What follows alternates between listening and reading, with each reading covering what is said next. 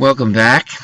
Lecture 3 in a series on World War I, and this will be the next to the last lecture. And today, after having looked at the causes of World War I, generally speaking, and also then why the U.S. got involved in World War I, a little bit in Lecture 2, and some of Wilson's ideas that he expressed in some of his speeches, especially his idea of peace without victory and his attempt to play referee and get the European powers to come to the peace table.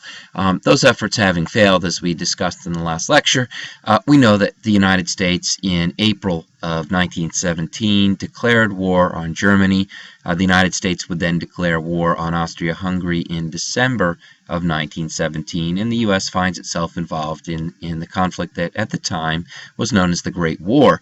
World War II hadn't happened yet. So today's lecture, we're going to focus on the home front, what was going on in the United States, and in fact how the war changed United States society or American society in ways that were profound and lasting, some not lasting, but in many cases we always see that major wars bring major changes. So I think that is an essential idea or an enduring understanding. Major changes, major wars rather, bring major changes to society. So today's lecture we're going to focus on the following topics: mobilization for war, financing the war, managing the wartime economy, labor and African Americans, women and the war, and wartime publicity and civil liberty restrictions. So bear with me. There's some interesting things that I think we can learn and things that we can take away from looking into these topics, investigating these topics more closely. So let's get started. Topic 1, mobilizing the American people to fight in Europe. And the United States Army at the time, 1917, was remarkably small, very ill-equipped, not well-trained. We had been involved in a series of engagements in the Caribbean and down in Mexico, but we really didn't have anything close to what would be required to fight in World War I, and that is a very modern army with large artillery pieces, machine guns, and the like. So the first step was to get men into the army, and the goal was really to get 1 million men to Europe. And by the end of the war in 1918, the United States would have some 3 million men in the army. So there was a rapid ramping up of the military forces in the United States, and we began with the idea of the draft. A military draft was authorized by Congress in May of 1917, and that draft was known as the Selective Service Act. All men between the ages of 21 and 30 had to register for the draft, and then there were subsequent selections of men done by local selection boards throughout the country. And in fact, 24 million men between the ages of 21 and 30 were registered, and some 3 million men were called to serve in the armed forces. What's also interesting to note is, and everybody associates this more with the Vietnam War in the 1960s, 70s, is that men evaded the draft, did not want to serve, some for religious convictions, others because they didn't want to risk life and limb. And there were some 340,000 estimated draft evaders, and they were labeled with an interesting term of slacker. So you had 340,000 slackers, a term that we more commonly use today to refer to students that underperform or are not very motivated. So the U.S. military also, once it had men enlisted, really had no military plans, and it didn't, again, as I said, have the weapons necessary to fight in Europe. So there was going to be a large-scale effort to produce the rifles, the artillery, the machine guns, the ships necessary to get the men to Europe and on the battlefield and ready. Another thing that's interesting, as a side note, the U.S. Army developed what we would today call intelligence quotient tests. So IQ tests were given to enlisted men in order to separate them into different categories based on their test scores. Sounds very familiar to today's students and today's educational world, where testing surrounds us, from keystones, ACTs and SATs.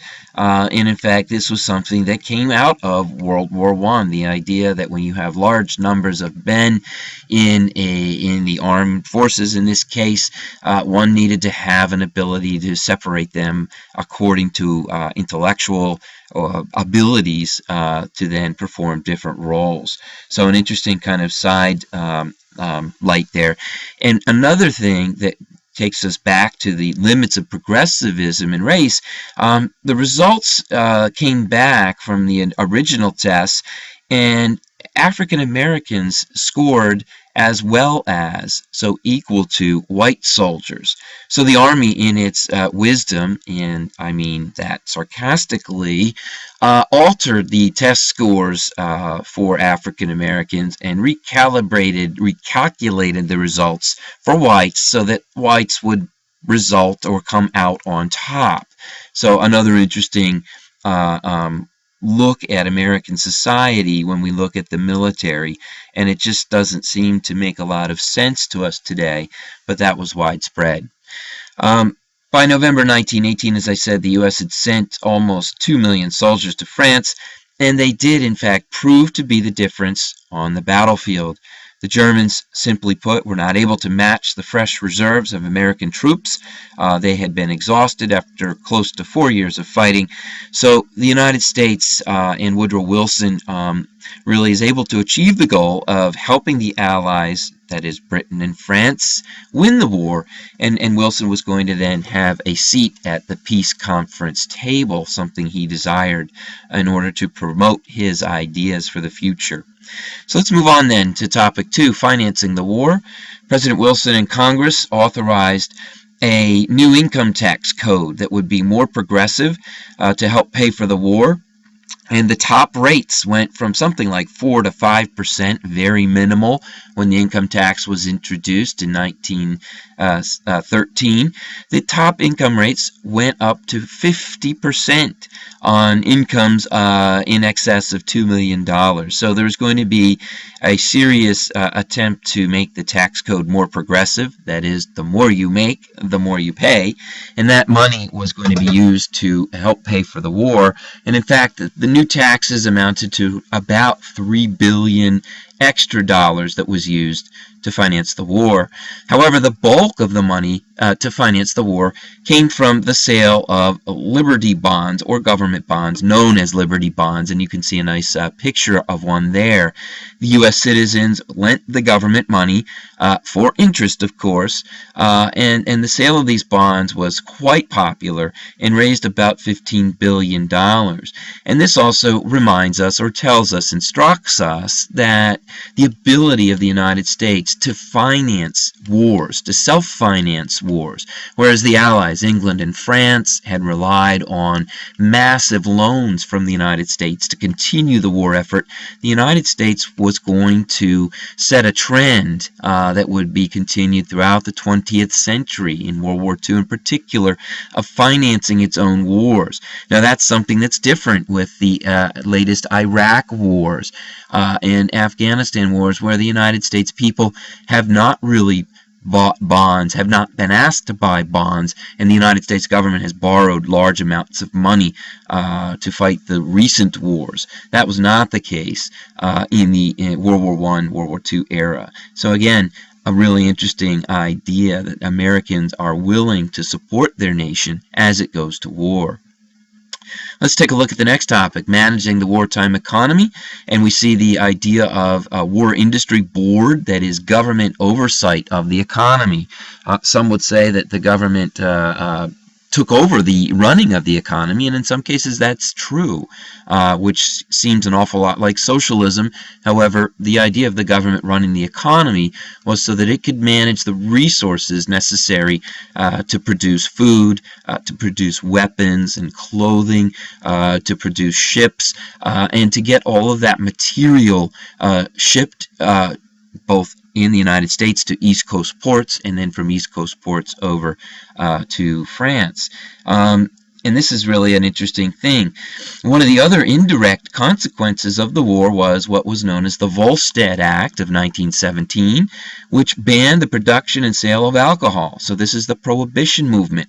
And the reason behind that was the grain and or wheat needed to produce alcohol and beer was really then redirected to provide food for the army. So this was sort of a sacrifice that American people were making, give up drinking alcohol to feed troops, and not only our troops, but again, remember, our allies' troops, the British and the French, who had begun to run out of food. So it's really doubtful that the 18th Amendment prohibition would have passed without the war. Some other things that occurred. In 1917, Congress passed and President Wilson signed the Lever Act, which created the Food Administration, and that would be headed by Herbert Hoover, a future president, to coordinate the growing of food, and distribution, including price controls. Americans were encouraged and did plant war gardens, victory gardens, whereby Americans were growing their own food so that they did not have to rely on farmers. Really interesting idea. So we see the civilian population, the Homefront, really chipping in. A fuel administration was created to increase production of coal and also, again, set prices. Really amazing. One thing most people don't know, daylight savings was created to reduce fuel consumption for non-military purposes. So we owe our daylight savings to World War I. The national government took over the nation's railroads. A man named William McAdoo, Secretary of Treasury, was given control of the nation's railroads and reorganized those railroads, increasing worker pay, making the railroads more efficient under the control of the U.S. government. And last and most importantly, there was the creation of the War Industries Board, the WIB, to coordinate industrial production of such things as steel, guns, ammunition, and ships in order to supply the American military in Europe and also to supply England, France, our allies. And this board was headed up by a Wall Street financier or speculator, Bernard Baruch, and he was very successful in getting the companies to come along with the U.S. government. The biggest companies that resisted this effort of the government to control the economy were the car companies. Henry Ford and another man named Dodge resisted efforts, but slowly, because the U.S. government controlled the railroads, the car companies were also brought over to support the war effort. So major changes in the role of the government at this time, and we're going to see this also in future moments in the 20th century, the Great Depression and World War II.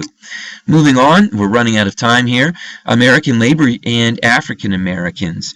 The American labor movement, really led by the American Federation of Labor and Samuel Gompers, despite what we might think would be reluctance of labor to support a war effort, they were actually avid supporters of the war, and the unions agreed not to go on strike during the war in return for better working conditions and pay, and also having an ability to help shape economic and factory policies.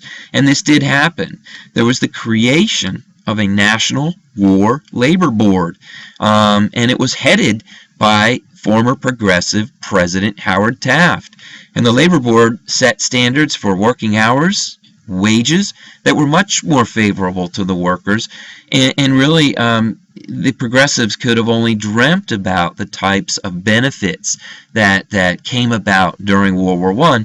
And some of those benefits include things like health care, health insurance, life insurance for workers. So some of the goals the progressives had not been able to meet were now going to be met during the war. African Americans, turning to that front, it's probably no surprise that the racial attitudes and practices of American society, Jim Crow, lynching, are going to continue. Nonetheless, famous leaders like W.E.B. Du Bois insist that African Americans forget about the harsh treatment, join the war effort to show whites that they were equally capable of fighting with valor and distinction in the field of battle, and in fact some 367,000 African Americans serve in the U.S. Armed Forces. To be continued in Lecture 4.